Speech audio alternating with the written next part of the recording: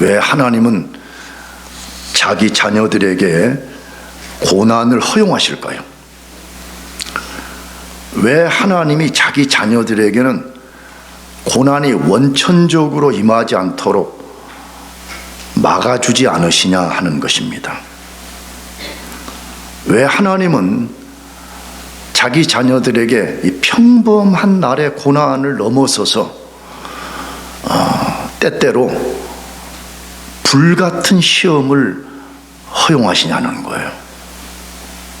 한 번 더, 왜 하나님의 백성들에게는 고난과 불같은 시험이 면제되지 않냐는 거예요. 여러분, 그 이유를 분명하게 알고 있습니까?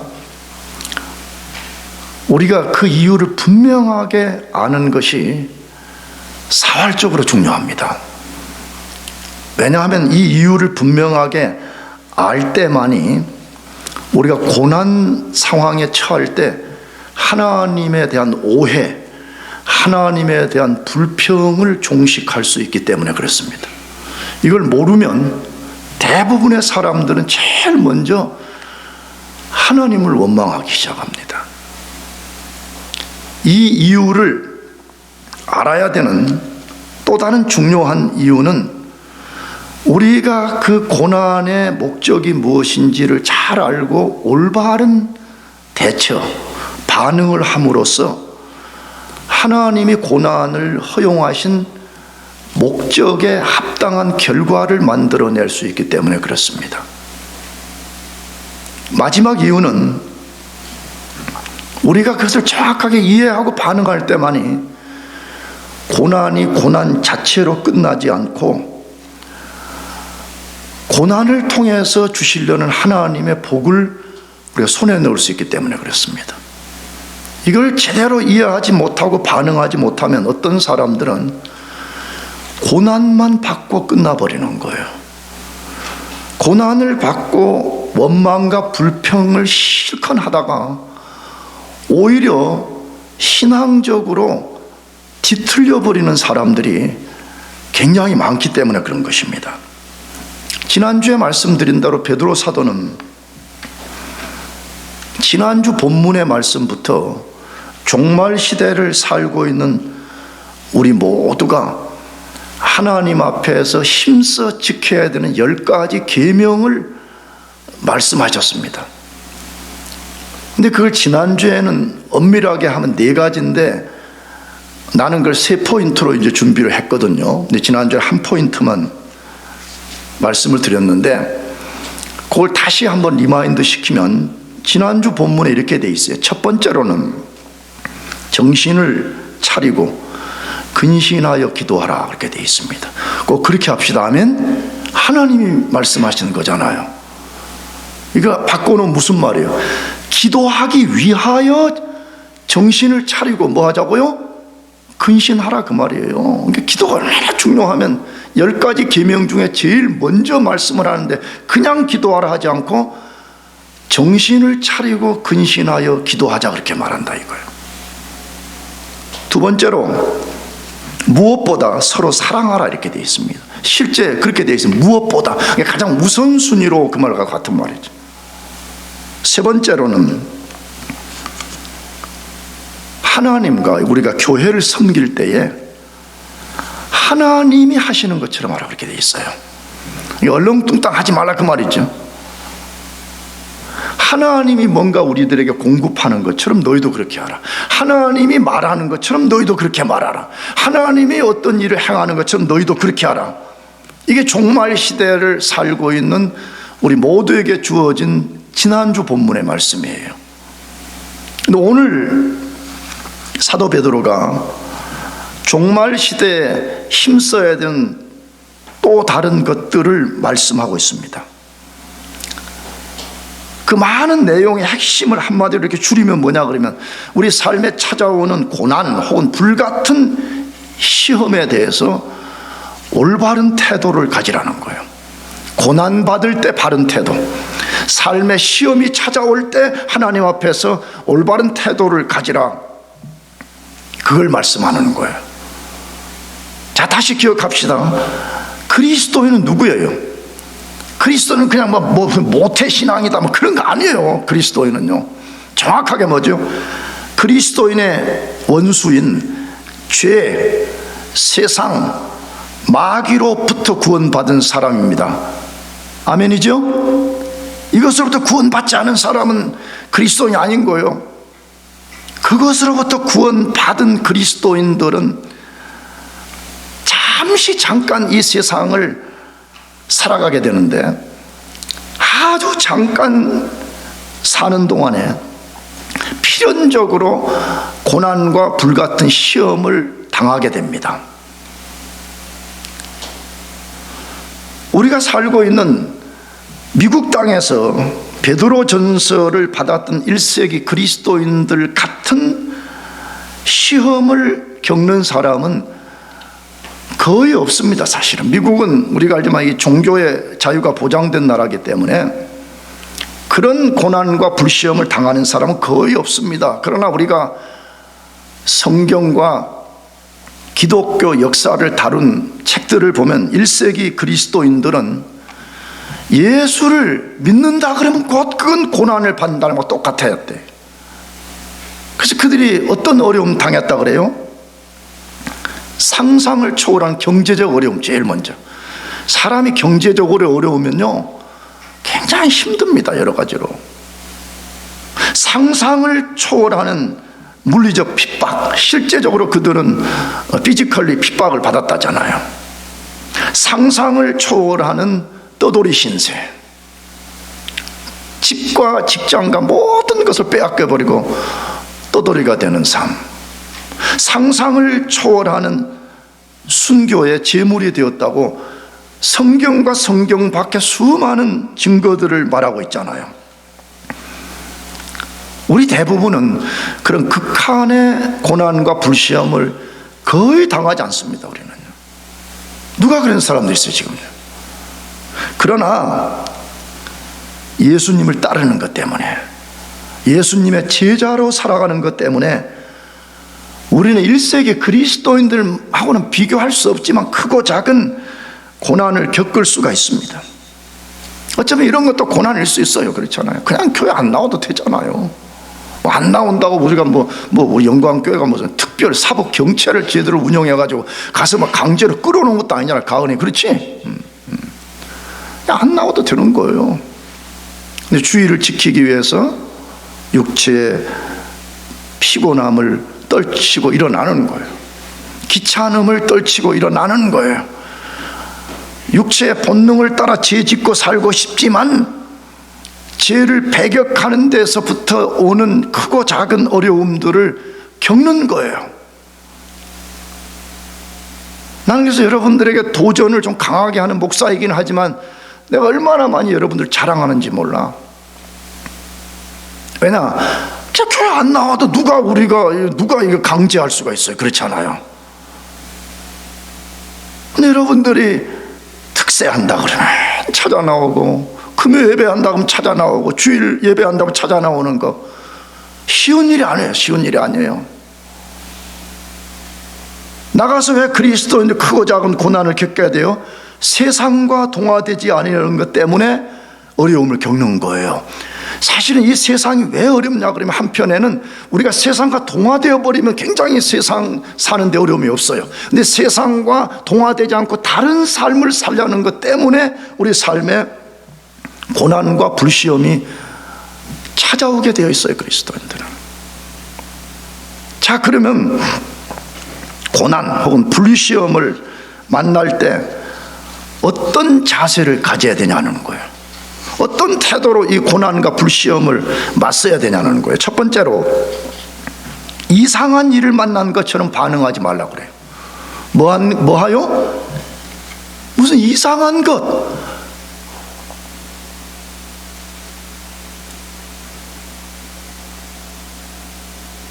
아니, 내가 그리스도인인데 이런 일이 나에게 벌어져요? 라는 식의 반응을 하지 말라 그 말이에요. 그 말씀을 4장 12절에서 다루지요. 읽어봅시다. 사랑하는 자들아, 너희를 연단하려고 오는 불시험을 이상한 일 당하는 것 같이 이상히 여기지 말라, 이렇게 되어 있습니다. 그런 일 만나면 이상하게 여기지 말라는 거예요. 아니, 내가 친구 전도 받아가지고 교회 나가서 예수 믿고 구원 받았는데, 아니 그 친구가 말하기를 예수 믿으면 복 받는다 그러고 예수 믿으면 행복하다 그러는데, 아니 나한테 왜 이렇게 예수 믿자마자 이런 고난과 불시험이 찾아오지? 이렇게 생각하지 말라는 말과 같은 말이에요. 근데 이 이상히 여기지 말고, 이 말은 이렇게도 번역할 수 있는 거예요. 그래 어떤 영어 성경들은 실제 그렇게 번역해 놓았어요. 당황하지 말라는 거예요. 황당해 하지 말라는 거예요. 당황과 황당은 조금 뉘앙스가 다른 것 같아요. 그렇지 않아요? 말도 안 되는 일이 자기에게 일어났다고 생각하지 말라는 것이에요.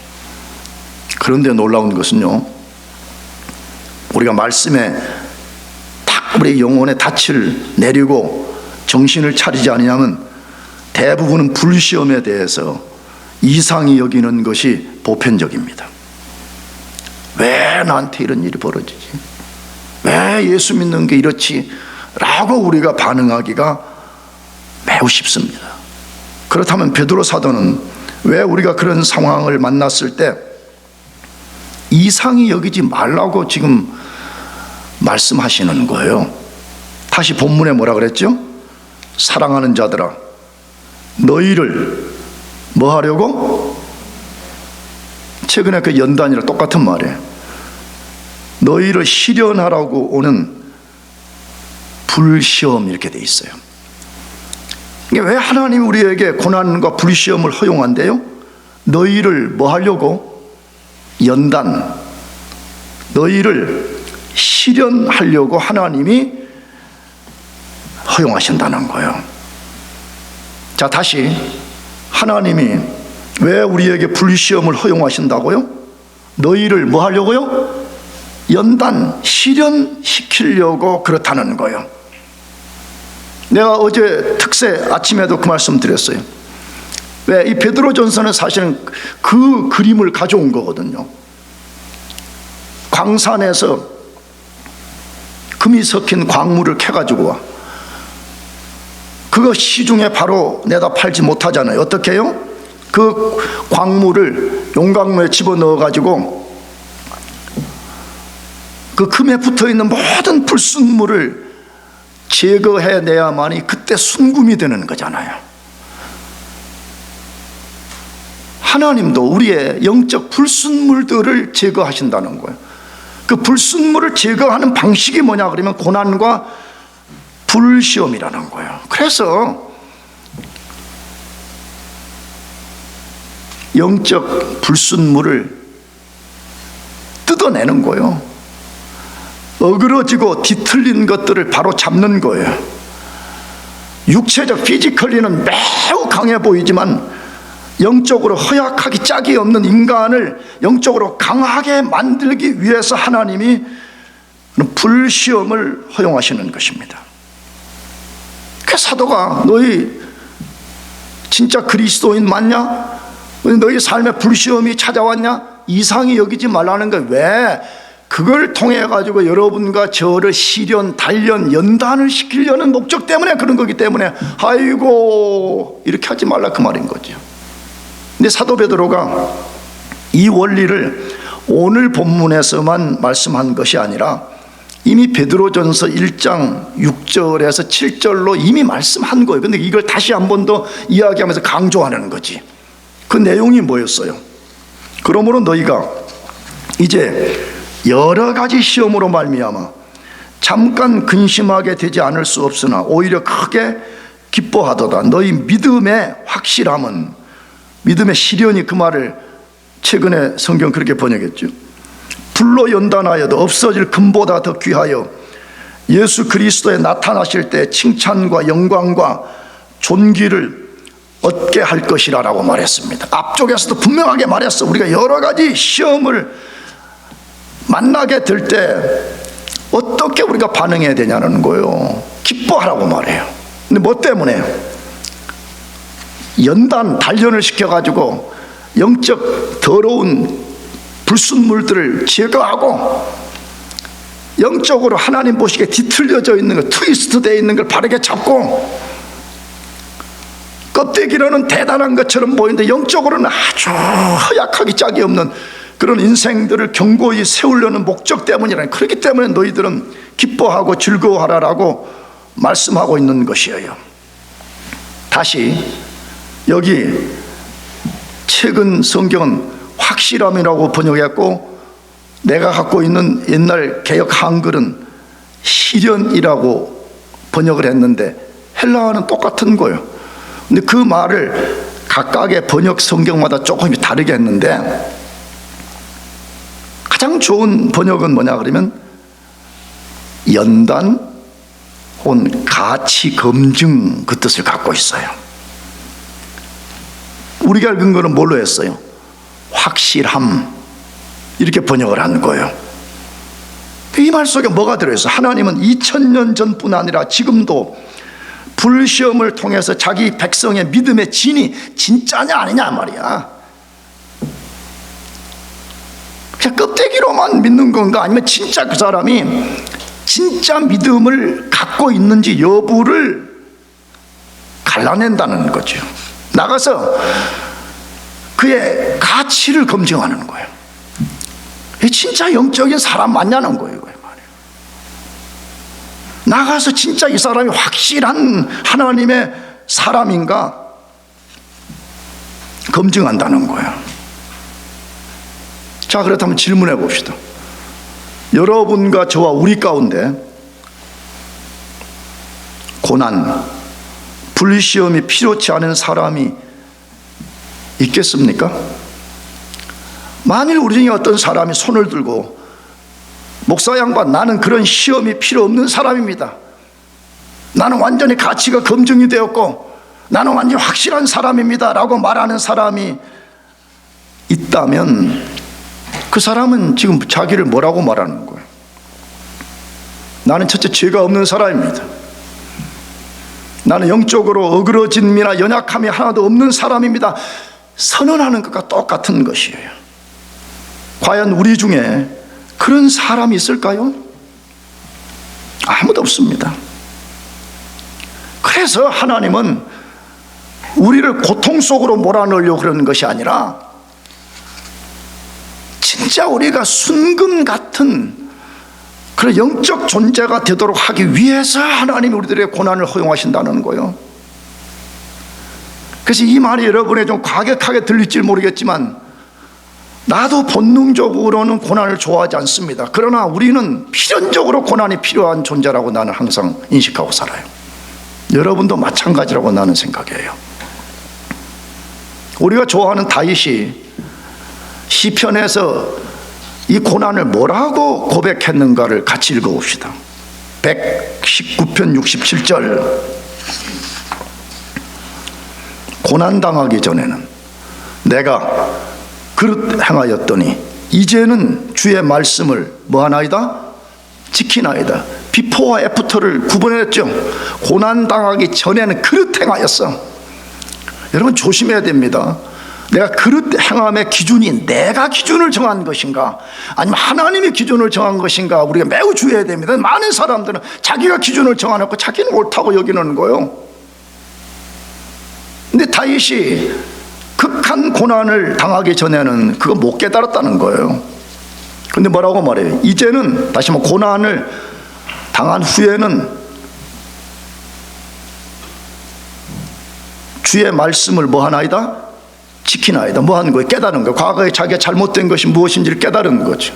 그래서 고난을 통해서 깨닫고 주의 말씀을 지키는 사람이 되었다라고 말하는 거죠. 또 한 구절 더, 71절.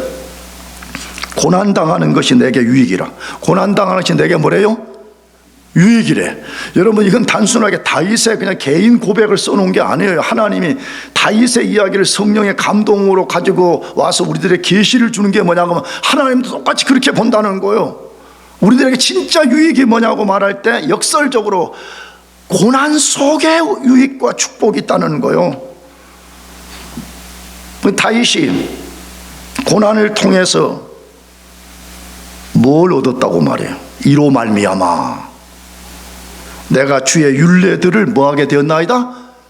배우게 되었다고 되어 있어. 그래, 이 말씀을 보면 뭘 보여줘요? 여러분과 저 우리 대부분의 모든 사람들은요, 고난으로만 바꿔질 수가 있는 게 있다는 거예요. 고난이 없이는 절대로 안 바꿔진다는 거예요. 여러분, 얼마나 우리 인간들이 고집이 센지 몰라요. 다 있어요. 여러분과 저가요, 바뀌어지는 대원리는 하나님의 말씀에 순종하는 거예요. 근데 우리가 순종을 선택적으로 하거든요. 선택적으로. 그러니까 마지막 최후 보루만큼은 내가 하나님의 통치 영역 속에 내어주지 않겠다는 거예요. 다 그걸 우리가 나름대로 이렇게 꽉 이게 붙잡고 있는 게 있어요. 하나님이 그걸 내어놓으라 그래요. 그 영역까지 주의 주되심을 복종시키라 그러는데 우리 하기 싫다는 거예요. 그럴 때는 누구도 바꿀 수 없는 거잖아요. 말씀을 해도 안 들어. 인격적으로 하나님 말씀을 안 들어. 그때 하나님이 쓰시는 방법이 뭐라고요? 불시험이 있는 거예요. 나는 이걸 이렇게 쓰는 걸 좋아하는데, 불칼, 시뻘겋게 달궈진 이 불칼을 가지고 우리 영혼의 심장 속에 꽉 꽂아 넣는 거지. 그래가지고 그 죄성이 불타고 죄성이 도려내져야만이 우리 존재의 어그러짐, 뒤틀림, 우리 존재의 끝까지 저항하려고 하는 이것이 그때서 비로소 고쳐지는 거예요. 그러니까 다윗이 그 어마어마한 불시험을 통과하면서 자기가 고백을 한가, 이제는 내가 주의 말씀을 지키나이다. 그로 말미암아 내가 주의 율례를 배웠나이다. 그렇게 말씀하고 있는 거예요. 그러면 여러분이 진짜 개혁되고 진짜 여러분이 성숙되기를 원한다면, 혹시 하나님이 여러분 삶에 고난을 허용하시고 불시험을 허용하실 때 올바른 태도를 취해야 돼요. 어떻게 여기면 안 된다고요? 이상히 여기면 안 된다는 거예요. 그런 사람에게는 그냥 고난이 고난으로 끝나버려요. 두 번째로, 고난에 대해서 어떤 태도를 가지라고 말해요? 하나님께 불평, 원망하지 말고 즐거워하라고 말합니다. 아까 말씀드렸죠. 보편적으로 대부분의 사람들은 고난이 오면 제일 먼저 하나님부터 원망해. 평상시 때는 하나님도 잘 찾지도 않아. 심지어 예수 안 믿고 모르는 사람들도 평상시에 자기 마음대로 살다가 삶의 위기가 오면 신을 저주하기 시작해. 그러잖아요. 신이 있다면 어쩌고 저쩌고 막 이런, 그리스도인들 중에서 얼마나 그렇게 하는 사람들이 많아. 그런데 베드로 사도가 그렇게 하지 말고 즐거워하라고 말해. 그 말씀이 13절 14절인데 읽어봅시다. 오히려 너희가 그리스도의 고난에 참여하는 것으로 즐거워하라. 이는 그의 영광을 나타내실 때 너희로 즐거워하고 기뻐하게 하려 함이라. 너희가 그리스도의 이름으로 치욕을 당하면 복 있는 자로다. 영광의 영 곧 하나님의 영이 너희 위에 계심이라.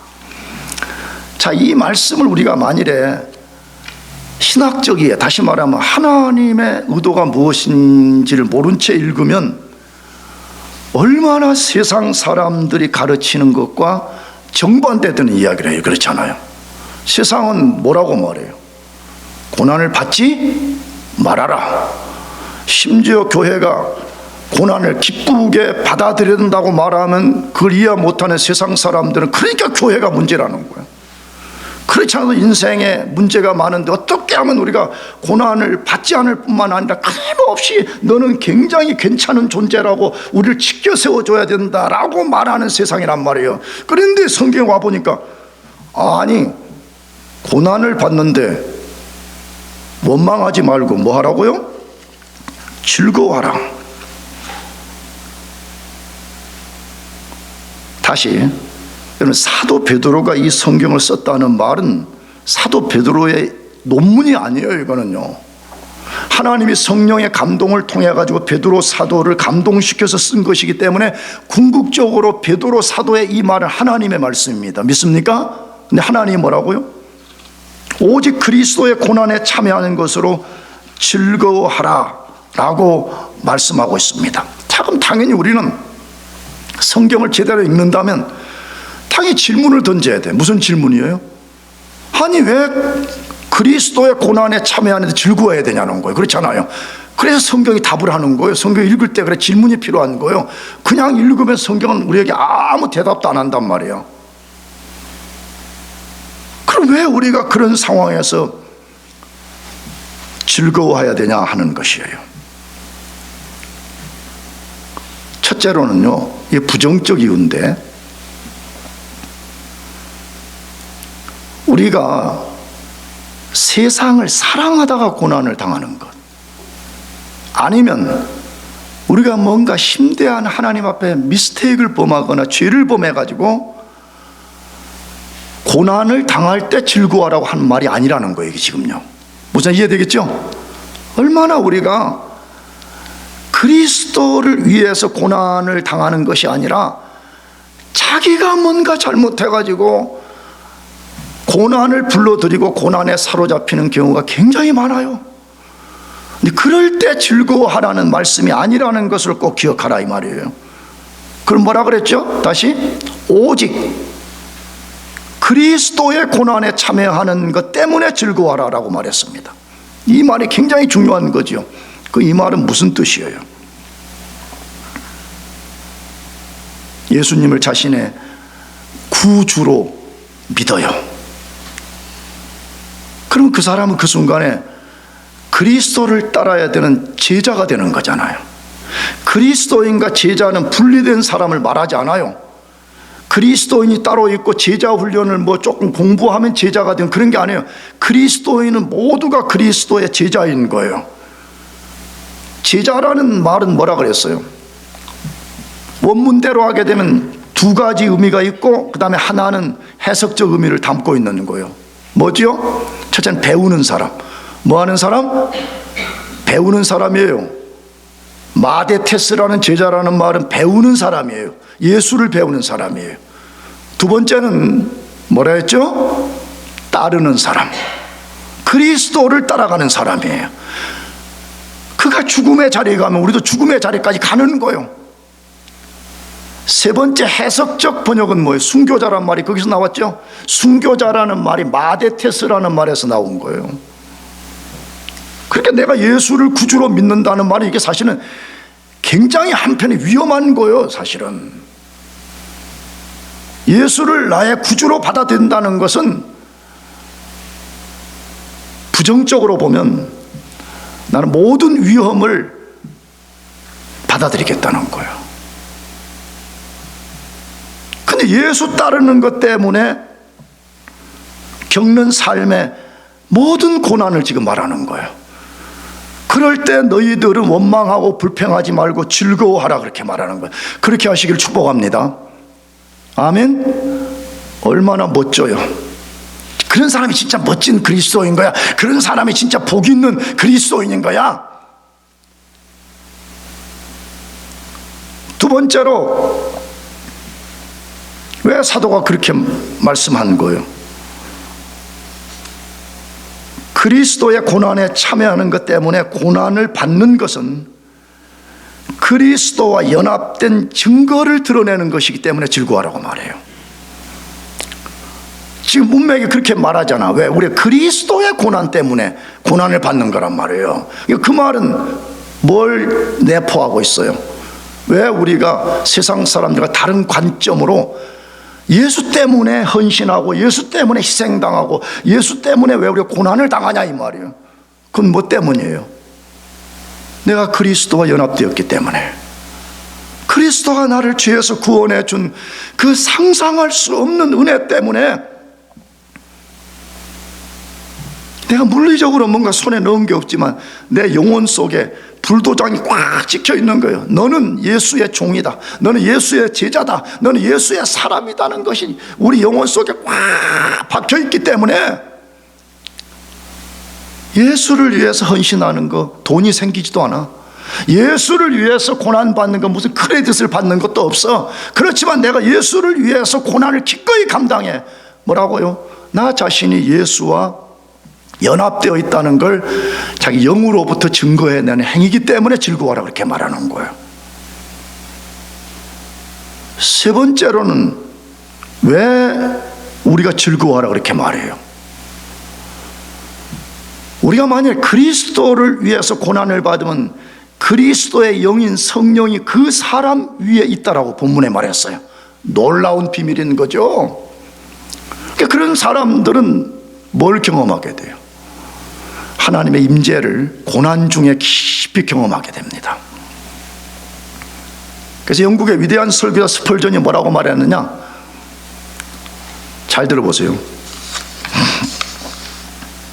우리에게 가해지는 모든 박해를 인내로 감내함으로써 세상을 이기라. 화도 내지 말고 낙심하지도 말고 조롱을 당한다고 뼈가 부러지는 법은 없다. 만일 그리스도를 위해 뼈가 부러진다면 그것은 온몸에 가장 영예로운 뼈가 될 것이다. 이야, 그 영국의 그 당시에 대단한 지성인들에게 이 메시지를 선포한 거예요. 아니 뭐 예수 좀 믿는다고 뭐 울고 불고 뭐 됩니다 안 됩니다. 스펄전이 뭐라고 말해? 뼈가 부러지면 부러지라는 거예요. 만약 너가 예수 때문에 뼈가 부러진다고 하면 그 부러짐은 너의 가장 영광스러운 상처가 될 거다 그 말이잖아요. 여러분 이 말을 조금 승화시키면 뭐예요? 진짜 그리스도를 위해 고난을 받으면요, 비록 성령이 우리 눈에 보이지 않습니다. 성부 하나님 눈에 보이지 않습니다. 그러나 삼위 하나님이 그 사람과 함께 한다는 걸 우리가 깊이 체험하게 되는 거예요.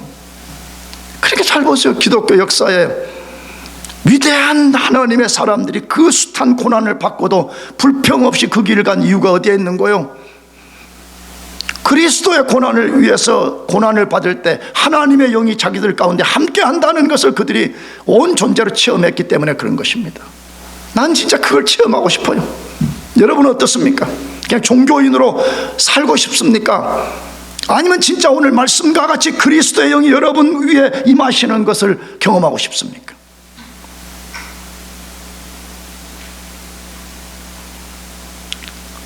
네 번째로 마지막으로 왜 즐거워하라 그래요? 예수님이 영광을 나타내실 때 재림날을 그렇게 표현한 거죠. 언젠가 예수님이 영광 중에 재림을 하실 것인데 그날에 우리에게 즐거움과 기쁨을 주실 것이기 때문이라 그렇게 말씀하고 있습니다. 그리스도인의 소망은 사실은 게 엄밀하게 땅에 있는 게 아니에요.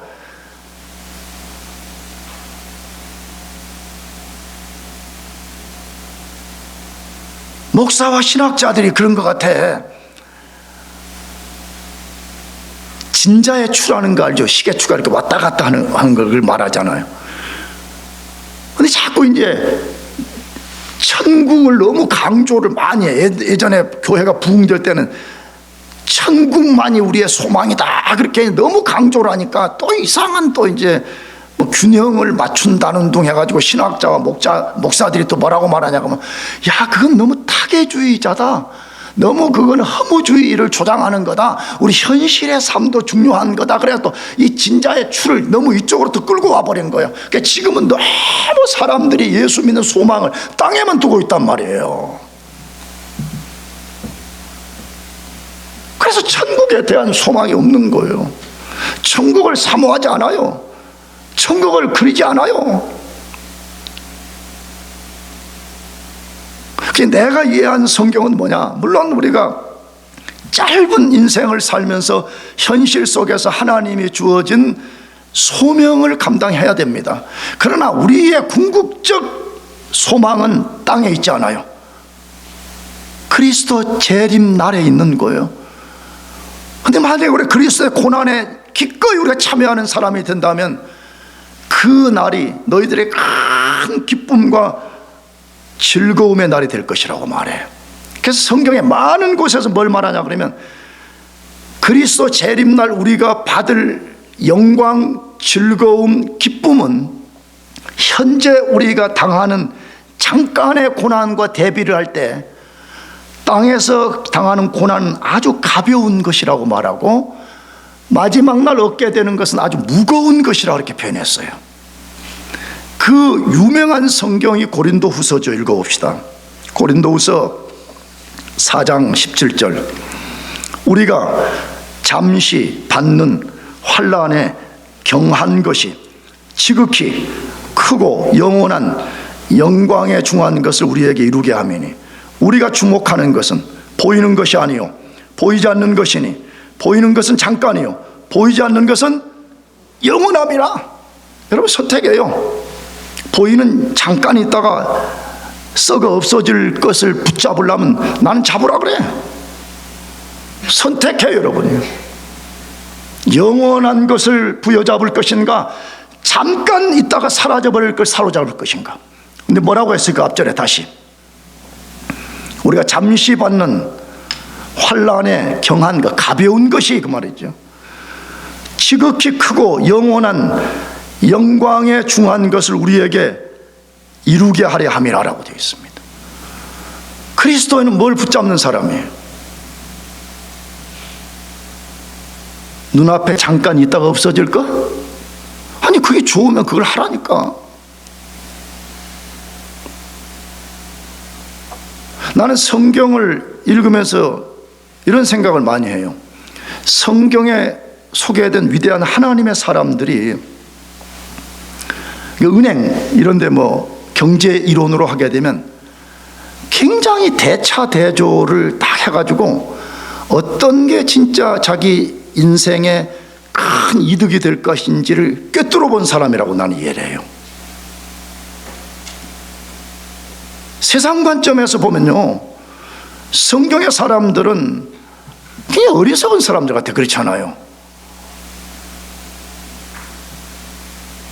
근데 하나님의 관점, 영원한 관점에서 보면요, 성경에 중한 것을 붙잡으려고 한 사람들 절대 어리석은 사람들이 아니에요. 내일 아침 우리 새벽교회 고린도후서에 그거 다루거든요. 바울의 자기 고백 10개가 있어요. 근데 그 중에 하나 뭐냐, 우리는 무명한 자 같으나 유명한 자예요. 그러니까 사람들이 볼 때는 바울을 보고 멍청이 같은 인간이라는 게 한마디로 말하면, 우리라는 표현을 썼으니까 모든 그리스도인을 지칭한 말이 아니라 세상 사람들이 보면 그리스도인들처럼 멍청한 사람, 무익한 사람, 무능한 사람 없다는 거예요. 근데 바울이 뭐라고 말해요? 무명한 자 같으나 뭐한 자요? 유명한 자요. 가난한 자 같으나 부요한 자요. 망하는 자 같으나 사는 자요. 왜? 우리의 소망이 여기에 있지 않다는 걸 알기 때문에 그러는 거예요. 그리스도와 영광 중에 재림하실 때에 그리스도의 고난에 참여한 사람들에게 땅에서 줄 수 없는 즐거움과 기쁨을 주실 것이라는 것을 확신했기 때문에 그런 거예요. 예수님도 똑같이 말씀하셨어요. 마지막 날 우리를 심판하시고 상을 주실 예수님이 똑같이 말씀했다는 거예요. 그것이 마태복음 5장 10절에서 12절 말씀인데 읽어봅시다. 의를 위해 박해를 받은 자는 복있나니 천국이 그들의 것임이라. 나로 말미암아 너희를 욕하고 박해하고 거짓으로 너희를 거슬러 모든 악한 말을 할 때는 너에게 복있나니 기뻐하고 즐거워하라. 하늘에서 너희의 상이 큼이라. 너희 전에 있던 선지자들도 이같이 박해하였느니라. 그리스도를 위해서 고난을 받는 거는요, 그 낭비가 아닌 거예요. 나 이 말에서 죄송해요. 나 사실 가능하면 설교 때는 그만 안 하려고 그랬는데 그래도 해야 되겠어요. 혹시라도. 나는 이제요, 하나님께 기도하는 게 뭐냐 그러면 나는 이제 좀 물러나려고 그래요. 사실은 이제 물러나려고 기도를 이제 하고 있는데, 여러분들을 볼 때 진짜 안타까워요. 뭐가 안타깝냐 그러면 첫 번째로는 여러분은 앞으로 나 정도 살라면 말이에요. 내가 지금 60이 넘었거든요. 그러면 최소한 우리 교인들의 이 평균적으로 보게 되면 그건 뭐 한 3, 40년씩을 살아야 돼. 용화 그렇지? 여러분 3, 40년을 살아내는 게 쉬운 일이 아니에요. 그게 무슨 3, 40년을 뭐 크루즈 타고 맨날 올 인클루시브만 먹고 막 그런 삶이 아닌 거예요. 인생은 전투예요.